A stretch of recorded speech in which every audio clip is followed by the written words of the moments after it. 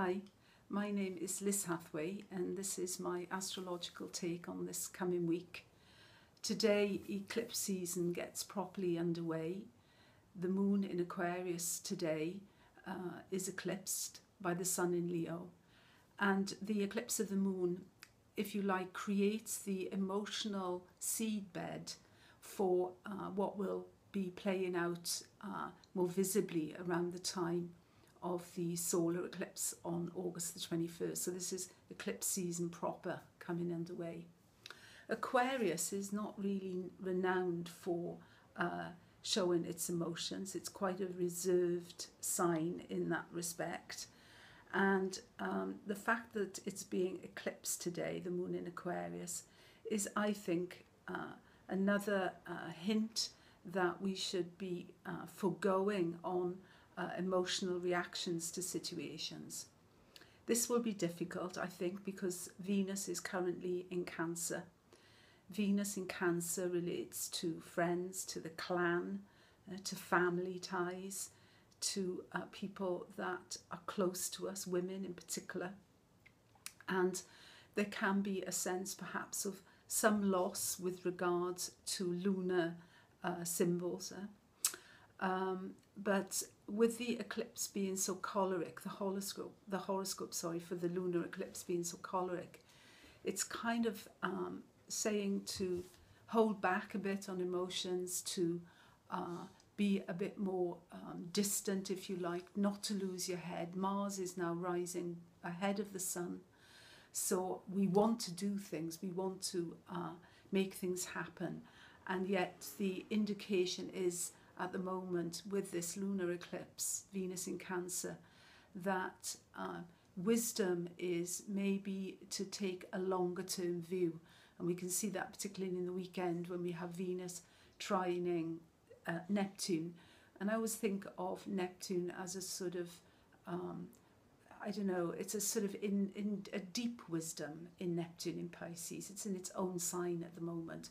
So sometimes things have to run their course, they have to play out, and we shouldn't try to, force the grass to grow. Things have a natural rhythm. What we also have, as I say, with this Mars element coming into this eclipse season, is that it gives impulsiveness. We can be too impulsive, we can lose our head, run ahead of ourselves. And the lunar eclipse in Aquarius is really highlighting at this point in the cycle of this eclipse season, it's highlighting the solar cycle of activity, but then with the sun trine Saturn on Sunday, this idea of discipline, of caution, of planned action, of thinking ahead, is also colouring now the weeks in the build-up to the 21st of August solar eclipse. And as I say, it's close ties, I think, and family and friends at the moment with Venus in Cancer that, is an area where we could want to maybe become active when perhaps it might be better to apply a higher wisdom to things. The sun is in conjunct Pluto.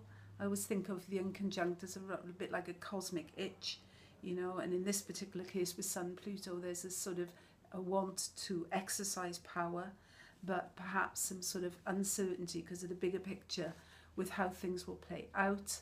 And, certainly with Venus in Cancer, we don't want to lose what we value either. Thursday is Mercury sextile Venus, Sun sextile Jupiter. So Thursday, I think, is the best day of the week for getting people to cooperate, being able to put your ideas across, get your message out there in a Mercury in Virgo fashion, which is, Mercury in Virgo kind of restricts itself to what is known. It's an empirical sign. It's very factual. It's very structured, and it's also very, it's very practical in its approach. Sun trine Jupiter can galvanize that and can, on the force of argument, bring people on board and on side. So that's a really good energy on Thursday, although Mars is in conjunct Neptune. So once again, there is this sense of, foregoing on impulsive action and allowing Neptune in Pisces a space to come through, which I always think of as being the wisdom of the ages. It's a sort of a higher wisdom and a sense of letting things run their course. Saturday, Venus trines Neptune, which is a great energy if you were doing anything cultural. It's a great day to see dance or to go to a theatre or to share an emotional feeling with other people. Neptune is a collective planet, so it's quite often involves more group and a group activity, but then with a sort of aim more towards something that is not material but is emotional. And then Sunday, Mercury goes retrograde, very important retrograde cycle. Mercury will retrograde right back into the degree area of the eclipse.